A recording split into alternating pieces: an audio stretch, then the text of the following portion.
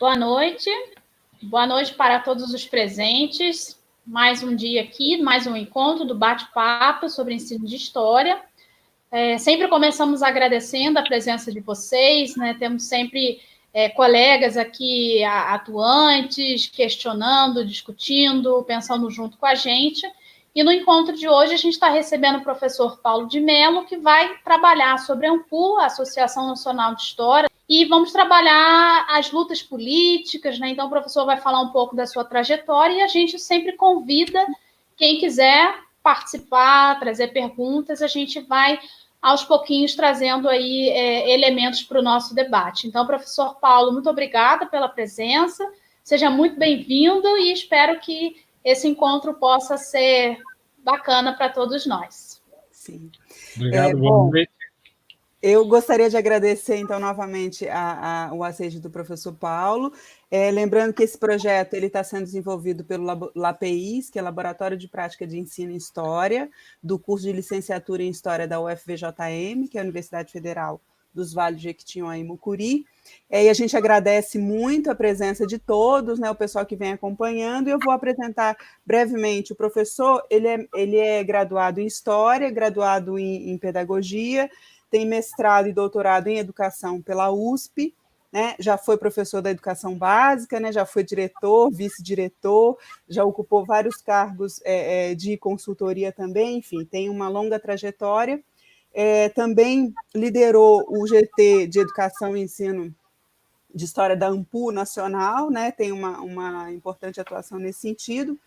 E aí a gente gostaria de colocar uma primeira questão para o professor, que diz respeito à crescente presença das questões ligadas ao ensino de história na ANPU, né, que a gente sabe que não foi uma presença construída ao longo do tempo, né, apesar da relação com a educação básica estar presente desde a década de 80, e eu gostaria de pedir para falar um pouco sobre essa construção, essa trajetória, como que foi esse processo.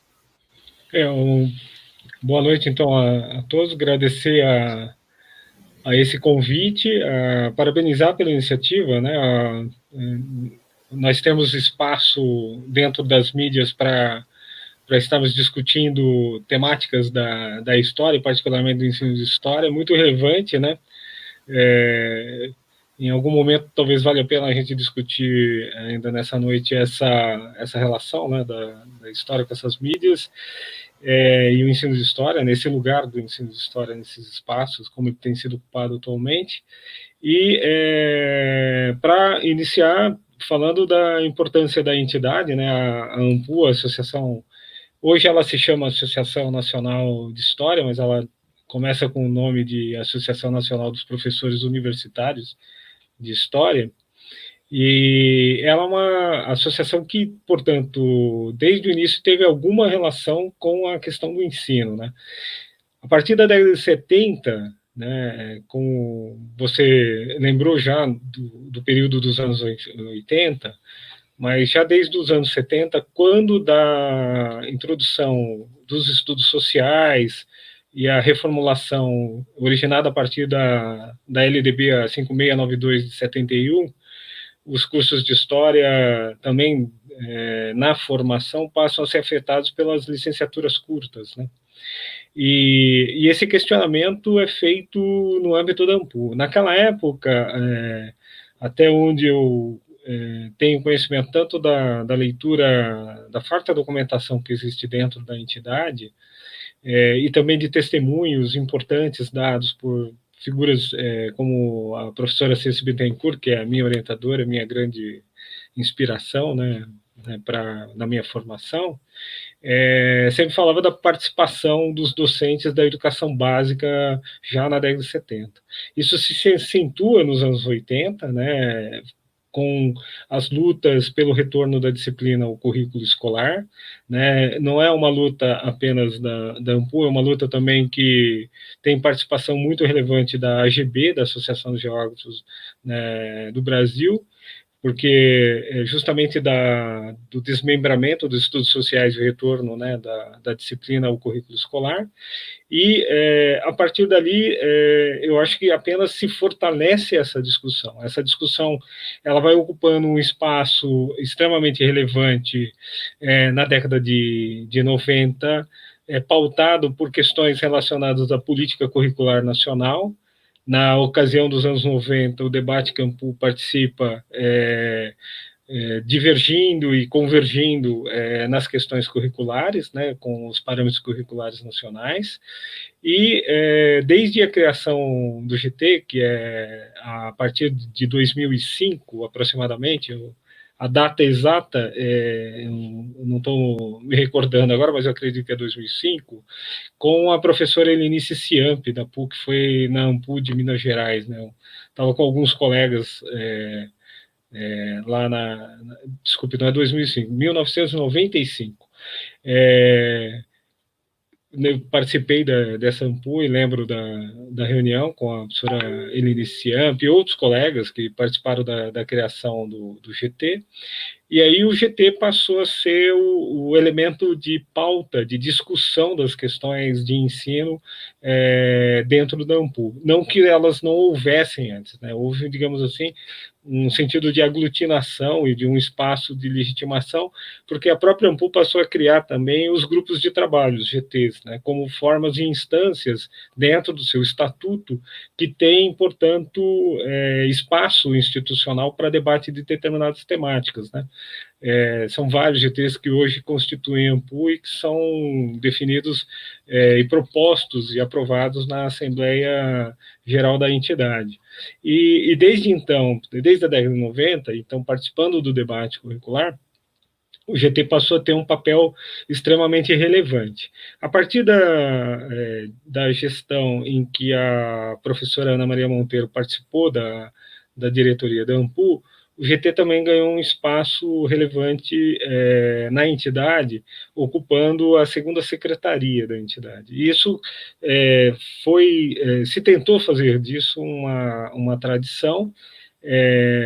Eu, por exemplo, quando cheguei à entidade, nós tínhamos, quando eu cheguei ao GT, tínhamos o professor Carlos Augusto, da Estadual de Feira de Santana, ocupando o espaço da segunda secretaria, e, na sequência, as pessoas foram ligadas à segunda secretaria. Eu, pessoalmente, depois tenho uma opinião sobre a segunda secretaria, essa tradição, que diverge um pouco em relação a alguns colegas, mas entendo que foi uma tradição, digamos, inventada, né, e consolidada para dar, assim, dada a relevância e a importância da temática do ensino e da necessidade de uma interlocução bastante qualificada entre historiadores e pesquisadores da área de ensino de história, que foi uma área que veio se constituindo, crescendo e se consolidando também a partir dos anos 90, especialmente, e ao longo dos anos 2000, né? E aí o seu espaço e seu peso político. E aí as discussões foram muitas ao longo desse período. Eu tive pessoalmente assim, uma trajetória que até 2005 eu estava bastante ainda ligado ao ANPU. E aí, em 2006, eu fui para participar, virei consultor em Brasília, né, e fui trabalhar no FNDE primeiro e depois no Ministério da Educação, na SECAD, né, Secretaria de Educação Continuada, Alfabetização e Diversidade, na gestão do governo Lula, né, do segundo mandato do governo Lula, e fiquei lá até 2010. Eu retornei ao campo universitário apenas em 2011, que foi quando teve a ANPU em São Paulo, e aí eu formei um triunvirato, porque o GT é um triunvirato, né, com duas figuras extraordinárias, assim, que foram pessoas, assim, muito queridas para mim, de diálogo intenso, que foi o Ricardo Oriá e o Arnaldo Júnior, que atualmente está no Unicamp, né? O Ricardo é extremamente conhecido, trabalhava em Brasília. E a partir daquele momento, e com articulação com o Carlos Augusto, nós fomos e era a minha intenção muito clara, pautar politicamente questões relacionadas ao ensino de história, e aproveitar a minha experiência de MEC para a gente garantir, que é o que eu falava, um assento da ANPU em questões de ensino junto ao Ministério da Educação relacionadas a várias políticas educacionais, né, em especial as políticas curriculares e as políticas de livro didático e as políticas de formação. Então, a gente passou a pautar, digamos assim, as políticas educacionais, né, no momento que a gente percebia que estava se encaminhando ali naquele período, né, vinha se encaminhando um processo de gestação de mudanças e reformas curriculares significativas. E essas pessoas participaram intensamente. Eu permaneci de 2000, eu fiz 2 gestões, né, no GT com o Arnaldo, e depois o Ricardo saiu para entrar a professora Margarida, mas a professora Margarida esteve mais ligada a outras questões, e eu e o Arnaldo tocamos bastante o GT. Eu cuidava essencialmente dessa discussão política, né, como vocês levantaram como problema, e política nessas dimensões que eu citei, nesses domínios fundamentais aí, né, da formação dos professores, da questão do currículo, né, em especial do currículo da educação básica, né, e da produção e das políticas de produção didática, né, e o Arnaldo foi o cara extremamente valioso na sua atuação para articulação política dos GTs nas regionais, né? E nós combinávamos essa atuação de forma articulada. Né? Legal. E você poderia falar um pouco mais sobre como que as lutas que foram travadas, né? Lembrar um pouco essas questões. Sim. A gente tem ligada a projetos da Escola Sem Partido, por exemplo, né, que Sim. teve uma luta intensa. A ANPU também atuou na defesa, inclusive, de professores sofrendo ameaças, né? Tem a questão da profissionalização do historiador, enfim. Você poderia falar um pouco sobre esses embates, né, que ocorreram? É muito importante para o pessoal que está em casa ouvindo aí, entender que nós somos uma associação de natureza científica, né? E, por outro lado, né, havia uma reivindicação, especialmente de parcela dos historiadores e nós da área de ensino, de que a ANPU passasse a ganhar também uma conotação e uma voz política, né? E a conotação, né, digamos, essa participação e opinião política, e expressar uma opinião política importante, não era algo, digamos assim, que seria inventado por nós, né? Já era uma discussão importante na entidade. E, centralmente, né, o que nós tentamos fazer foi identificar exatamente quais eram as agendas mais significativas de cada momento, né, e eu participei, eu acho que nesse período dessa primeira década aí de 2011, praticamente até 2019, né, dessas discussões, com todos os colegas da ANPU, porque nós estamos falando de um grande coletivo, e que tentava ser uma voz de articulação dos historiadores, mas que incluía também a voz dos docentes da educação básica. Sempre teve uma preocupação ao longo das gestões que eu participei, de ter essa aproximação desse diálogo com a educação básica, inclusive com uma ampliação da participação de professores da educação básica na entidade. Né? Então, houve, tanto na gestão do Benito, como na gestão do Pato, na gestão da Maria Helena Capelato,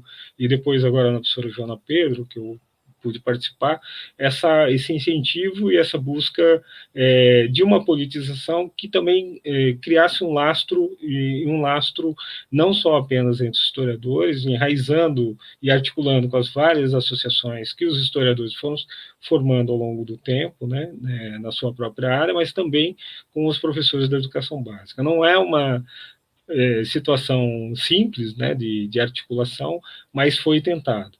Bom, até o período de gestão que nós tivemos, né, esses 2 triunvirados que eu citei, né, na ANPU, até 2017, a grande discussão foi centralmente absorvida pelo debate curricular, né? Então, nós pudemos acompanhar o processo de crise, né, do governo Dilma, e dentro da crise do governo Dilma, a formulação do documento da Base Nacional Comum Curricular.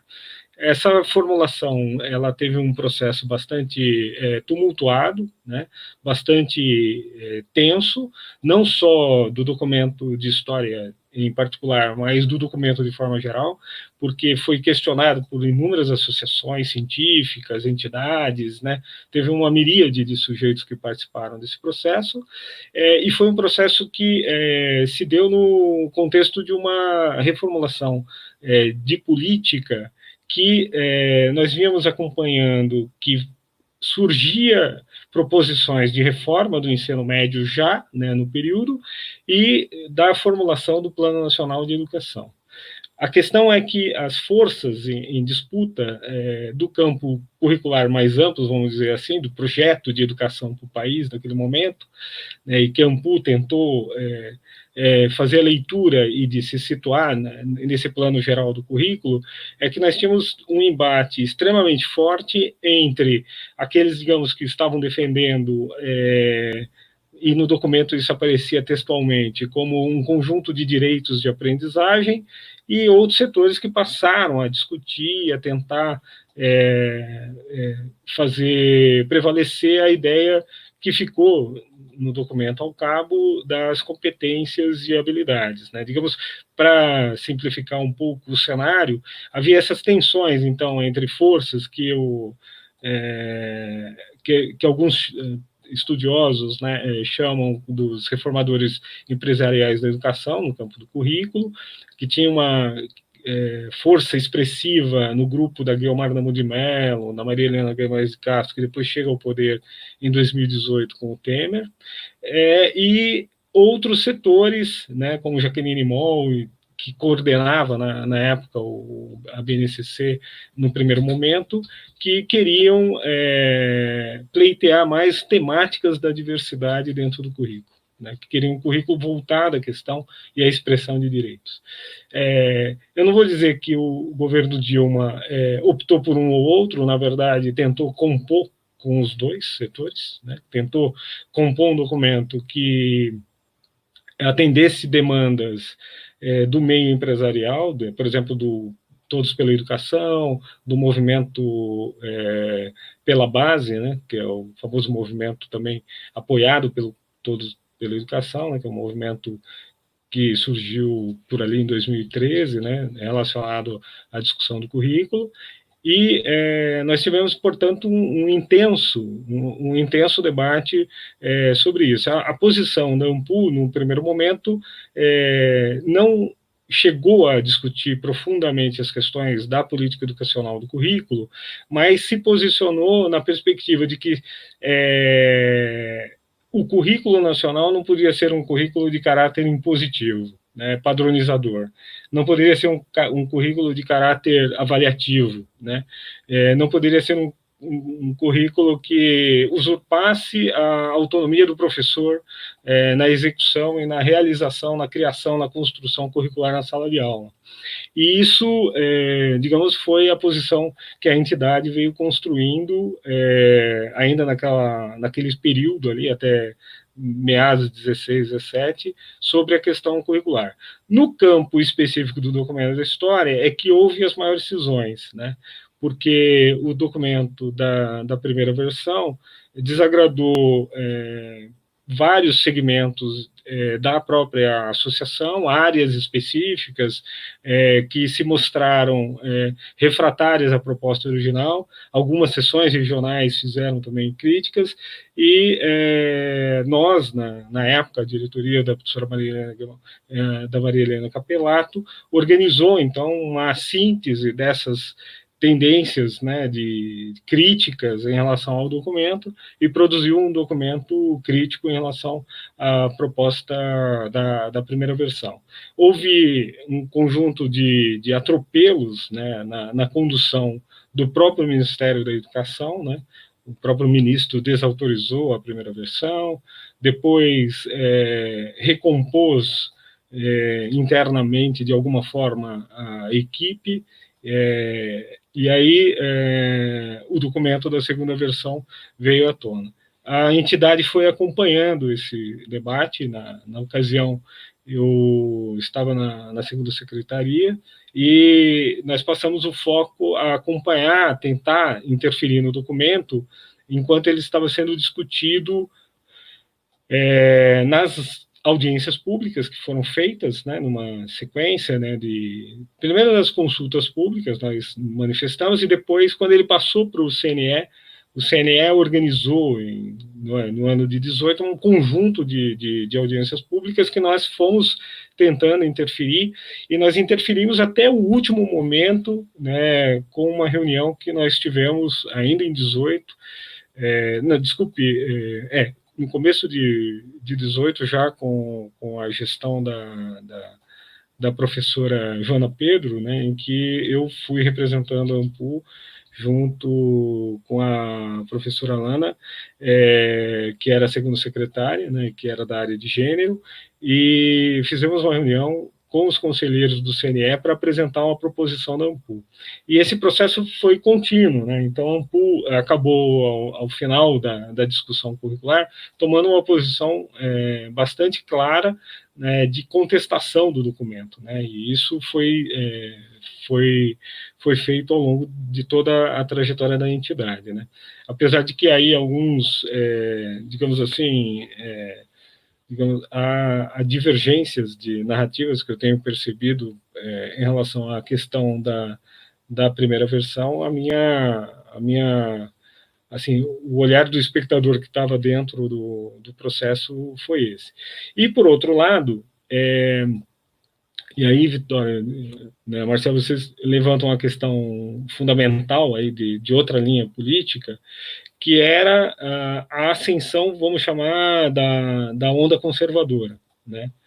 Eu estou escrevendo um artigo, né, dialogando com vários colegas aí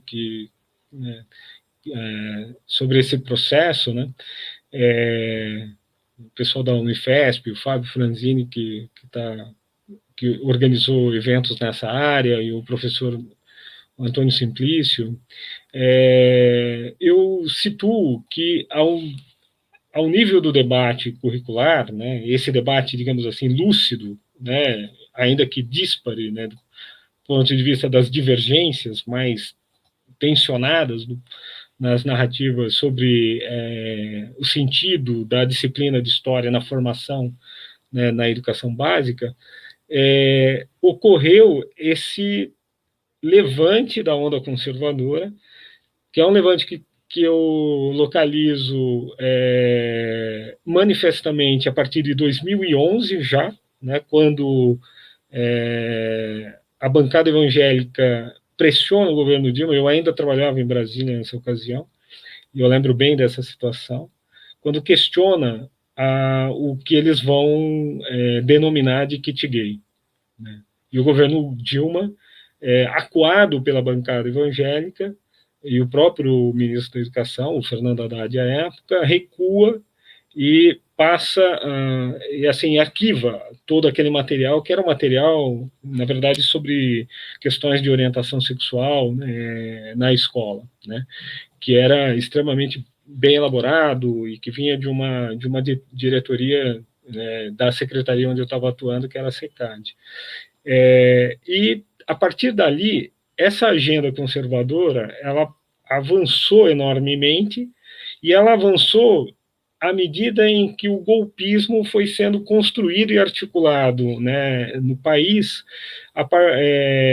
com essa costura midiática, né, das grandes redes de mídia nacional, fartas, né, parcelas do empresariado, e todo o arranjo, né, farsesco que acabou no impeachment da presidenta Dilma Rousseff, né, em 16.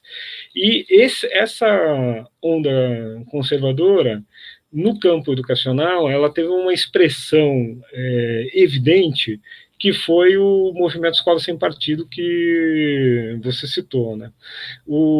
Quando eu deixei o GT, né, e junto com os colegas, nós falávamos, e eu fiz isso com muita clareza, lembro dessa conversa com a professora Ana Maria Monteiro, e aí eu falei, olha, eu vou chamar o Fernando Pena para convidar para que ele venha integrar aí a equipe que vai assumir o GT de Ensino de História, porque o tema do Escola Sem Partido é o tema da vez. Se era o tema do currículo até então, né, e a gente achava que ele não tinha se esgotado, porque ainda em 17 estava em processo de andamento, né, com certeza, a partir daquele período, essencialmente o debate sobre o Escola Sem Partido passou a ter uma relevância. Tanto é que essa foi uma das questões que me fez defender Vitório Marcel,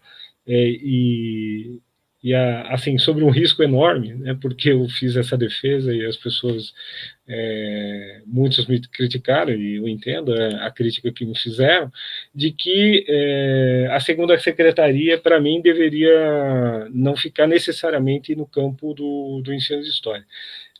Eu já tinha recebido esse questionamento do Pato, da professora Maria Helena Capelato, mas afinal, por quê, né? Quem é que inventou essa tradição? E quando eu vi, não participei diretamente, porque não tinha essa influência da política interna da entidade, mas quando eu vi a indicação da professora Lana do Rio de Janeiro, né, que é da área de gênero e do GT de gênero, eu achei que nós teríamos um ganho muito importante, porque além da discussão curricular, eu achei que a partir de 2017, a grande questão que ocuparia o centro do debate no ensino de história, em particular, mas de maneira geral na educação básica, era a discussão de gênero. Tanto é que o ataque do Escola Sem Partido, ainda que tenha sido um ataque ideológico muito incisivo sobre a disciplina de história, né, e sobre, enfim, os professores que eles chamam de esquerdistas, e nessa narrativa construída, manipulada deles, né, de tentar ideologizar apenas a esquerda, né, de transformar a esquerda num monstro doutrinador, né, que é uma quimera inventada, né, pelo Escola Sem Partido, eles poderosamente se aliaram com os setores conservadores, e aí a gente pode situar isso muito claramente com a bancada evangélica, né, que é a base propositora do Escola Sem Partido dentro do Congresso Nacional, nas assembleias legislativas, nas câmaras municipais, de maneira geral, e, portanto, o debate de gênero ele passou a ter um significado extremamente importante para a educação como um todo, e eu acho que no caso, para o ensino de história em particular. Tanto é que a questão de gênero ela foi removida de inúmeros planos estaduais e municipais de educação, né? Então, a gente teve um debate muito intenso em relação à questão de gênero. No decorrer disso, ainda havia a discussão sobre o lugar do historiador, né, o lugar da história, do ponto de vista da profissionalização, né? Essa é uma história muito longa, né, que para resumir,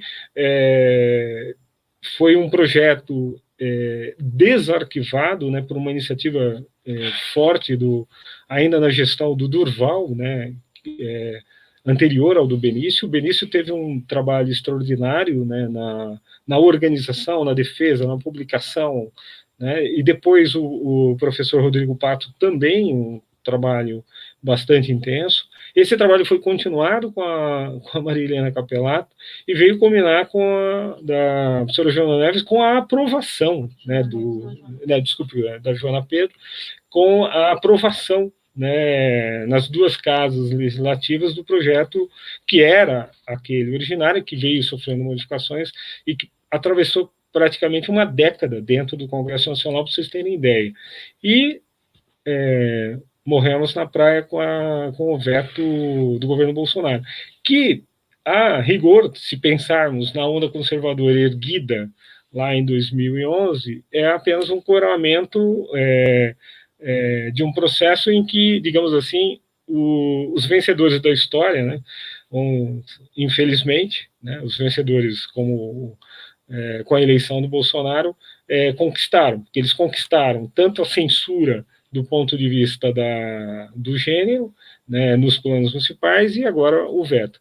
A esperança é que essa luta não terminou e que o Supremo Tribunal recentemente, né,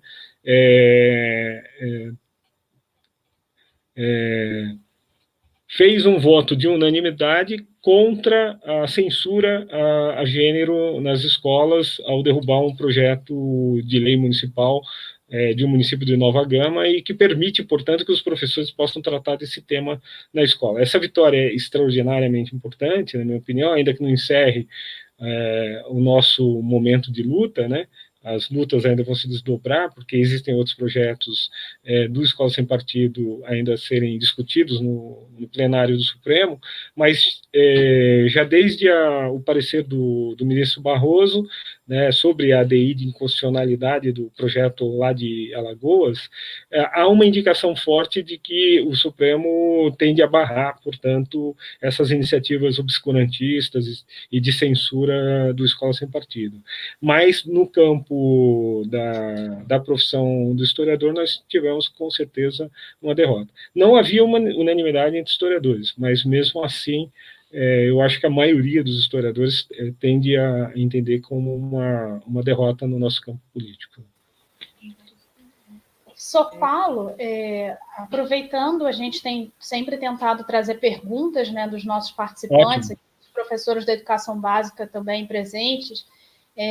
O professor Antônio, né, você mencionou o nome dele, Antônio Neto, comentou aqui com a gente, né, a importância de recuperar as lutas da ANPU desde a década de 70, em pleno regime militar. Então, é importante recuperar as lutas da ANPU desde os anos 70 frente às políticas de Estado militar, né, como, por exemplo, contra os estudos sociais.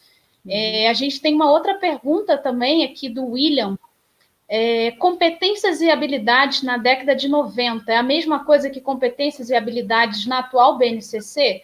Então, se você pudesse comentar um pouco, né, sobre a Base Nacional a partir desse direcionamento feito pelo William. Sim. Primeiro, agradecer a pergunta dos dois colegas, né, o Antônio é um colega de longa data, né, um grande amigo pessoal e uma figura assim que eu sempre leio para ter inspirações e discussões, né. O Toninho, ele tem toda a razão ao lembrar, digamos assim, de uma necessidade, talvez, de recuperar ou de revisitar essa memória da instituição em relação a lutas políticas, e eu acho que a atual gestão ela entrou com um propósito exato de que era preciso reavivar algumas dessas lutas que marcaram a entidade, né?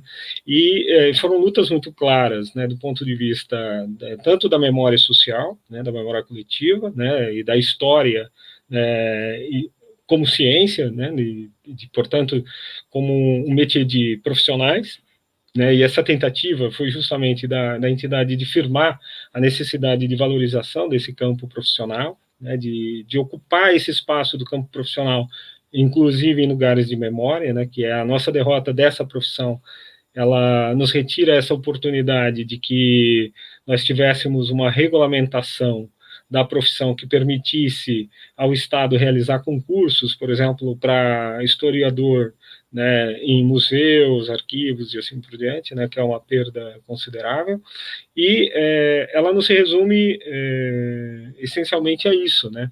Ela abrange também outros aspectos da luta, que é a luta, digamos, pela memória social, que é veiculada no conhecimento histórico escolar, né? Então, e esse debate é o debate, eu acho, que hoje contemporâneo, né? Na medida em que essas mesmas forças conservadoras, né, ou parcelas delas, ou frações dessas forças conservadoras, agora disputam o campo da memória social, não apenas a memória escolar. A memória escolar, eles têm sentido muito mais resistência, justamente porque entidades como a ANPU e outras entidades atuam fortemente, mas eles percebem claramente que é preciso disputar essa memória social, e eles têm usado de todas as armas para impor, né, novas revisões, e até, no limite,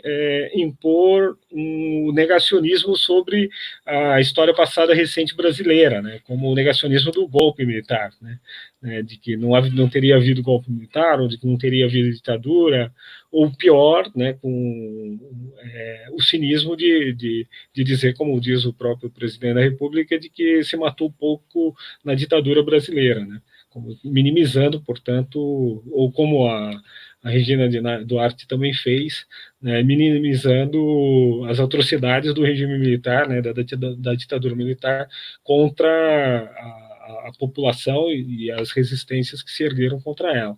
Então, essa disputa sobre a memória social é extremamente importante, e a ANPU tem exercido um papel de repúdio, né, dessas iniciativas negacionistas, né, tem tido um papel relevante no debate público, mas, infelizmente, né, o que eu tenho percebido é que, por isso que é saudar esse espaço, né, espaços de debate e discussão que envolvem historiadores, infelizmente ainda não tem a projeção que talvez a gente desejasse, talvez porque não tenhamos a habilidade, o jeito, a estética e o recurso que tem os comunicadores, os youtubers e etc. e tal, mas a gente percebe claramente que setores de direita conservadores, né, que têm um pensamento negacionista, revisionista, estão ocupando as redes sociais, né.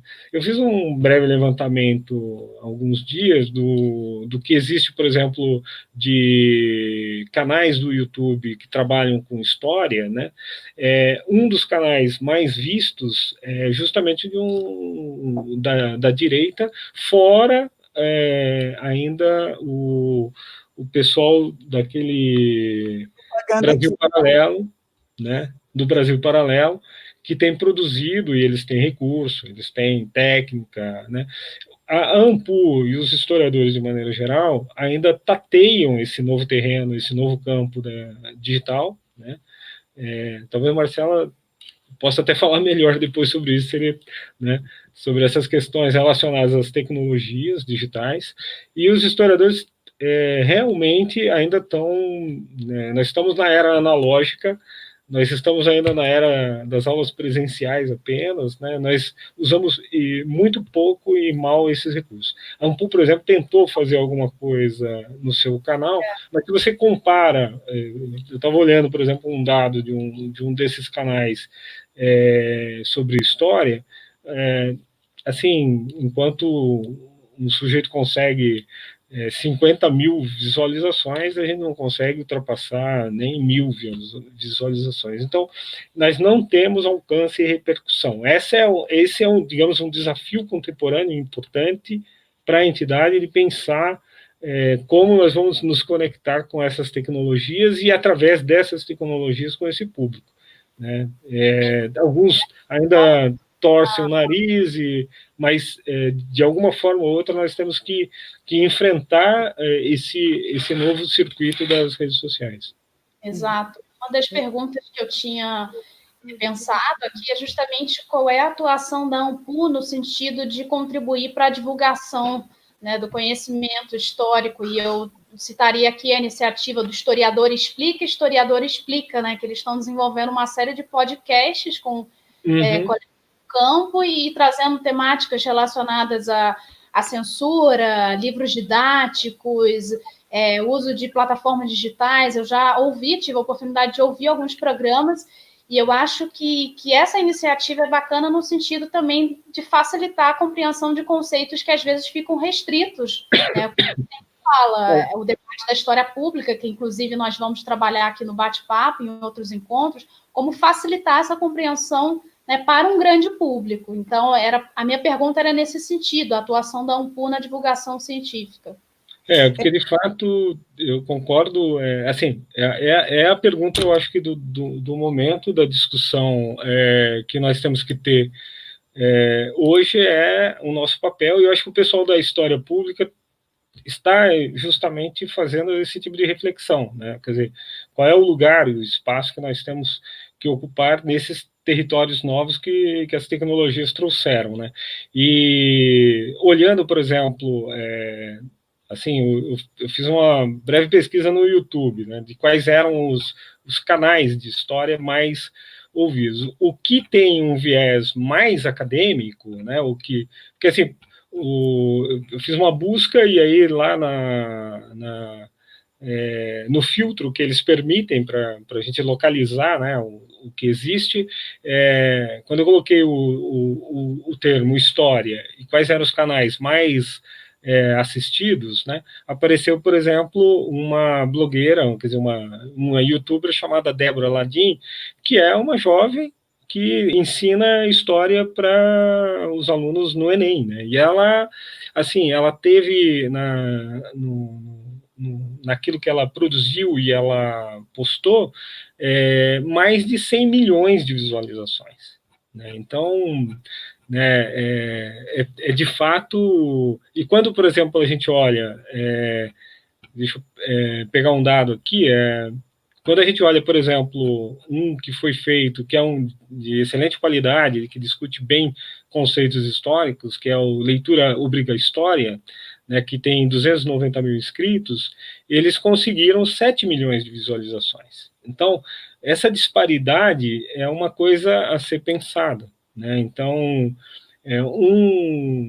uma linguagem mais acadêmica atingiu 7 milhões. A linguagem que vai, evidente, ajudar o aluno a superar a barreira, né, do Enem, do vestibular, atingiu 120 milhões.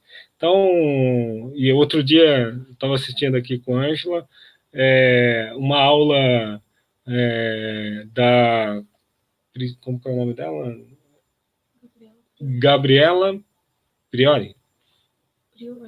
Acho que Gabriela Priori, com a Anitta, né, que, se você olhar o número de pessoas que estavam assistindo, ultrapassava as centenas de milhares, né? Então, nenhum historiador tem esse poder e, de alguma forma, a história pública certamente vai contribuir para isso, né?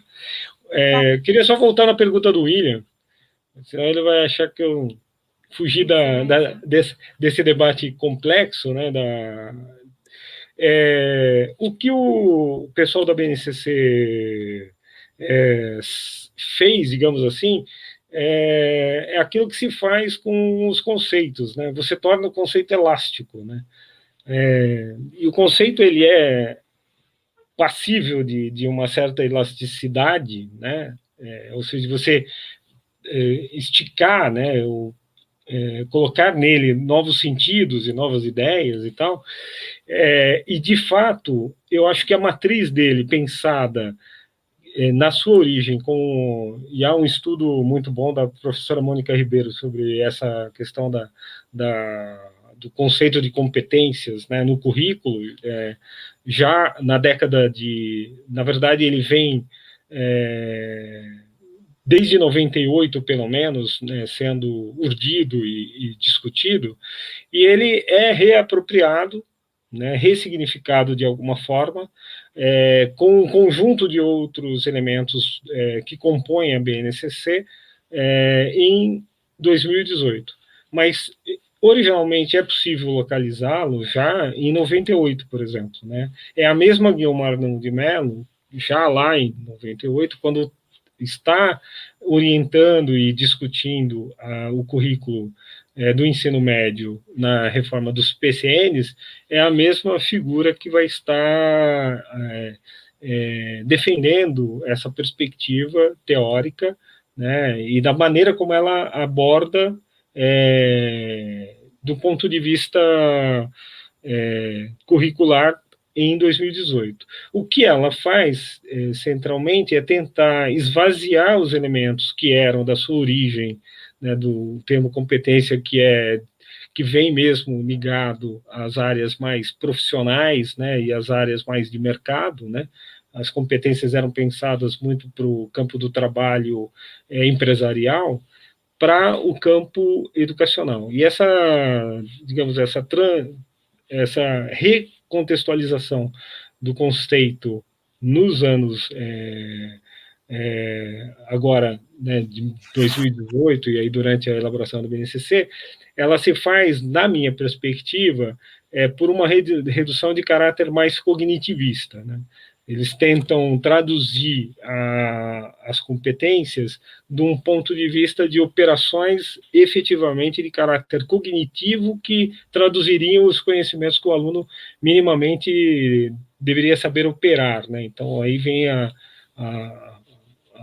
essa dupla, né, competências e habilidades. Mas digamos, de uma vertente que para mim é mais cognitivista do currículo, né, que o currículo, ele está, tanto é que quando a gente vai para o currículo do ensino médio, na BNCC, ele não traz conteúdos, né, ele traz essencialmente essa ideia genérica de quais são as habilidades de raciocínio, de pensamento, né, de capacidade de análise, reflexão, que tem que ser ativado no ensino. Paulo, a gente tem uma pergunta aqui também do Antônio sobre, nessa linha, né, da BNCC, se o problema da BNCC não está nos fundamentos pedagógicos, na seleção de conteúdos ou no próprio fundamento de documento curricular avaliativo único para todo o Brasil. Eu acho que ele está em todos esses aspectos, né? Na sua totalidade, né? Eu, em 2017, ou no início de 2018, eu tive uma provocação do professor Itamar Freitas, né, que, numa discussão com ele numa mesa, sobre se a gente deveria ou não ter um currículo nacional. Aí eu escrevi um texto, que eu coloquei lá naquele site academia.edu, que era a BNCC, e o meu argumento, baseado nas leituras e nos curriculistas que eu gosto de ler, né, da teoria crítica do currículo, e também informado um pouco, inspirado numa discussão que o Toninho trazia, de um autor que é bastante liberal, mas que é o José Mário Pires Azanha, né, da USP, de que um currículo padronizado, o grande problema dele é que ele sequestra a autonomia do professor, né? E a autonomia do professor não se resolve apenas do ponto de vista da metodologia que ele escolhe para lecionar ou para desenvolver em sala de aula um conteúdo que previamente foi feito e estabelecido por especialistas alienígenas da sala de aula, como diria o Thomas Tadeu, né? Ou seja, pessoas que estão fora do sistema escolar decidindo aquilo que vai acontecer dentro da sala de aula. Eu achava, né, e acreditava que, e na minha formação com a CIRCE, ao longo da minha trajetória, que o professor que constrói o currículo em sala de aula com seus alunos, tendo parâmetros gerais, evidente, não é um laissez-faire, né, faça o que se queira fazer, mas de que o professor tenha que ter graus elevados de autonomia na decisão curricular em sala de aula e na produção do material didático e digamos assim, do desenvolvimento metodológico que ele vai dar a esses conteúdos com os seus alunos, olhando esses alunos e suas expectativas e necessidades que ele conhece, né? Então, e pensando isso numa escola, né? Ou seja, o professor de história não está isolado na sala de aula, ele está dentro de uma escola, né, e ele tem que dialogar com o currículo escolar daquela escola. Então, é uma perspectiva mais freiriana, digamos assim, que assume que há uma ética fundamental no trabalho docente, que é uma ética coletiva, plural, democrática, de construção de currículos que atendam a problemas reais de aprendizagem, mas que também atendam a problemas de dimensões sociais fundamentais, que era, digamos assim, uma das propostas, por exemplo, que foi feita em São Paulo nos anos 90, né, de você criar os temas geradores que pudessem ser temáticas trabalhadas pela escola no desenvolvimento curricular. Né? Hoje, por exemplo, ironicamente, esse tipo de proposição curricular está, curiosamente, acontecendo na prática, quando agora eu vi várias discussões sobre o currículo nessas proposições de escolas EAD, né, ou de iniciativas de escolarização aí via EAD, né, como fez São Paulo, como está fazendo o Paraná, e aqui no Paraná, uma das recomendações fundamentais é que as disciplinas discutissem a pandemia. Ou seja, era o grande tema gerador, né? Que se fosse pensar do ponto de vista freiriano, né, nós teríamos o tema da pandemia como tema gerador, e aí geografia, história, matemática, as ciências, a língua, discutiria as questões da pandemia e da saúde. Ora, era isso que se propunha, quer dizer, que o currículo ele não fique desconectado, né, divorciado, alienado dos problemas concretos reais que o tempo presente traz para a escola, para as comunidades, para os lugares que estão ali. Né? Se a questão era a falta d'água, se a questão era a saúde, se a questão é o desemprego, se a questão é a violência contra a mulher, se a questão, né, são questões outras, né, a violência contra o negro, o racismo no Brasil, elas têm que estar presentes no currículo. Né? O currículo não pode ser uma lista de conteúdo e o professor é apenas digamos assim, um malabarista desses currículos que escolhe que música ele vai colocar de fundo para rodar os pratos, né? Não se trata disso, se trata de decidir também que conteúdo eu quero colocar com os meus alunos em sala de aula. É lógico que esse conteúdo vai dialogar com o passado histórico, né, com, digamos, o conhecimento historicamente, né, constituído. Então, é pandemia, então vamos para a Idade Média, vamos para o corpo e a saúde na Grécia Antiga, né, o que é um corpo saudável. Então, existem muitas possibilidades. É essa possibilidade que um currículo de caráter nacional que acabou sendo conteudista, ele trava. Uhum. E ele trava porque o objetivo dele está, obviamente, né, e aí sim, muito atrelado às políticas neoliberais, que é de demarcar, né, resultados de aprendizagem e fazer o país avançar, supostamente, em indicadores educacionais para ele emparelhar nos rankings, né, mais elevados da OCDE. Né? Então, se trata essencialmente disso. E isso é, como política, um absoluto fracasso. Né? Convido todos a entrarem lá no site, né, no blog do Freitas, né, Avaliação Educacional, e ele desmonta isso com uma literatura fartíssima, inclusive de origem europeia, norte-americana, né, canadense, que mostra que onde essas políticas de currículo atrelados a exame, estandarização, padronização, que vai ser levada depois ao material didático e depois pode ser levada agora, né, a EAD, né, a essas tecnologias, elas não levam à formação de qualidade, né, ou, assim, elas não levam a uma formação, né, das estruturas cognitivas que o próprio currículo diz que precisa serem desenvolvidas. Né? Ela não leva isso. E não leva mais ainda além. A capacidade, inclusive, né, como, né, o Bauman fala disso num dos textos dele, né, do papel da educação na contemporaneidade, ele fala, não é só transmitir conhecimento, né, digamos assim, ele fala de um dispositivo de deuteroaprendizagem, quer dizer, você tem uma estrutura cognitiva para você poder aprender, e ele diz ainda, olha, é preciso ainda ter uma capacidade de destruir essa sua capacidade de aprender para você poder aprender coisas novas, né? Você poder sair dos paradigmas em que você se aprisionou. Então, essa capacidade, portanto, de uma educação absolutamente emancipatória e libertária. E a BNCC, evidentemente, eu acho que o próprio sistema educacional ainda está isso faz parte das nossas utopias, né, de uma educação que permita aos alunos desconstruírem, né, e se desvencilharem até das maneiras como eles foram educados a pensar. Né? Ou seja, não ficar pensando só dentro das caixinhas. Né? Professor, a gente tem duas perguntas aqui que eu queria emendar nessa questão. A gente está com várias perguntas, na verdade. Uma da Elizabeth Serra e do Lucas Donato. Eu vou colocar as duas perguntas aqui. Olá, professor Paulo, boa noite. Estamos, nesse momento, vivendo uma intensa pressão para ensino EAD, dada a situação. Gostaria de saber qual a posição da ANPU frente a esses ataques. E uma outra pergunta da Elizabeth Serra.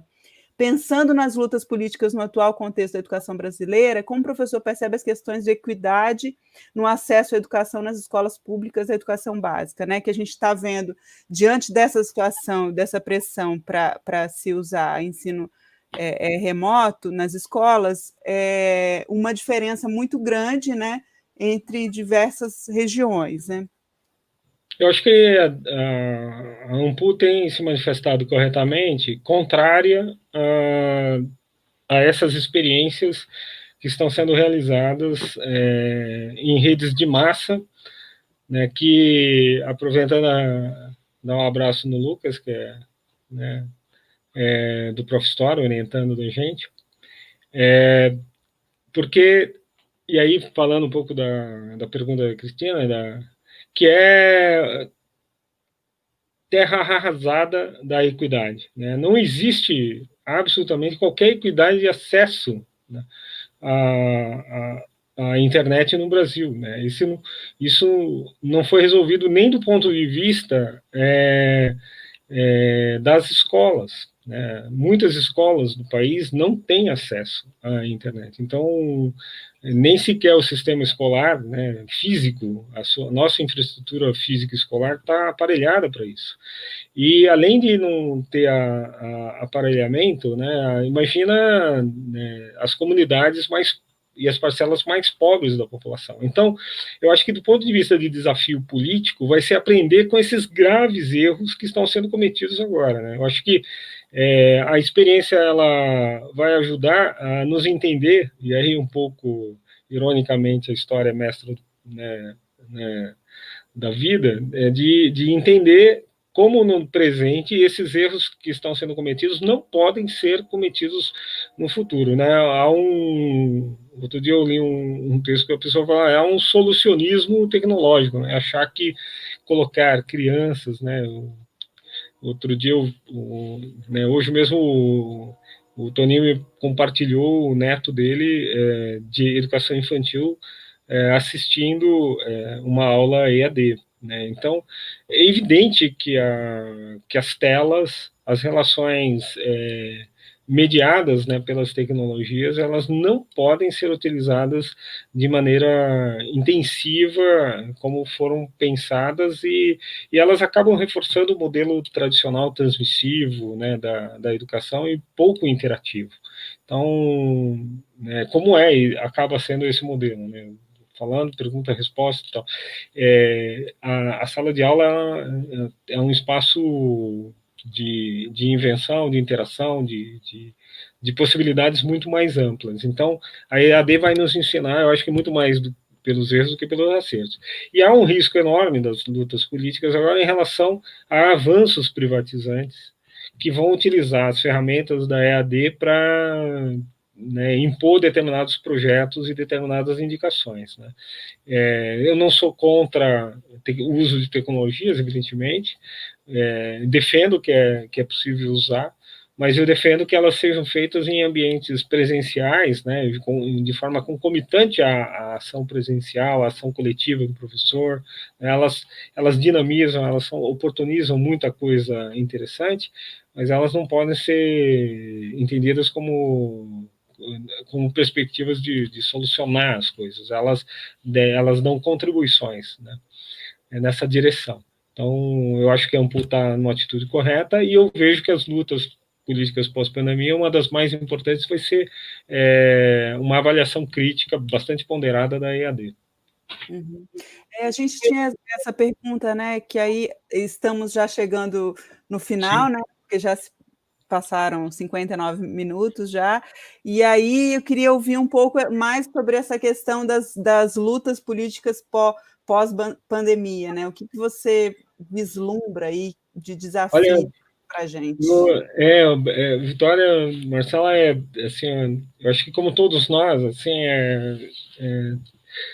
e todos os historiadores, né, estão nesse enorme desafio de entender o tempo presente. Eu acho que coloca questões extremamente intrigantes e relevantes, e muitos eu acho que estão fazendo a mesma coisa que eu abri uma pasta e coloquei uma quantidade enorme de textos, e até me surpreendo que muitos filósofos, né, pensadores importantes, como o Boaventura de Souza Santos, o Agamben, tantos outros, né, Manuel Castells, o Domênico De Masi, enfim, vários pensadores estão fazendo uma reflexão sobre a pandemia.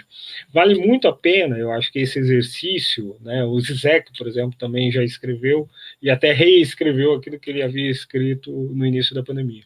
Eu recomendaria, né, mais do que fazer prognóstico aqui, que a gente fizesse os nossos arquivos, né, trabalhássemos como arquivistas aqui, né? Nós estamos tendo essa oportunidade de colher todo esse material na internet e fazer depois uma leitura acurada, distanciada.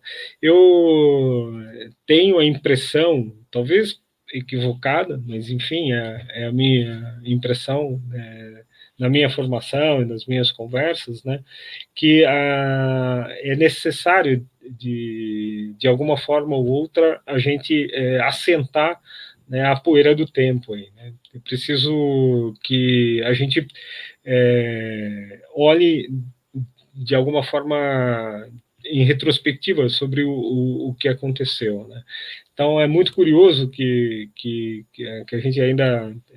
inclusive, há um campo agora, né, de conhecimento, que é essa da prospecção do futuro, né? Tem toda uma área de conhecimento que fica testando modelos possíveis e tal, que vem do campo, por exemplo, da ecologia, que é importante, né, da questão sobre o futuro do planeta, né, como é que vai ficar as questões das mudanças climáticas e tal, e com certeza nós vamos ter uma primeira onda evidente, né, da pós-pandemia, que é a onda econômica, né, que nós vamos ter uma crise profunda, né, que vai afetar todos os setores, né? E nós estamos num país desgovernado, e isso que já estava à deriva do campo econômico, com um projeto neoliberal devastador, né, do ponto de vista das políticas públicas, e na sequência, eu não tenho dúvida de que nós vamos acelerar discussões sobre esse modelo de desenvolvimento capitalista insustentável que nós temos,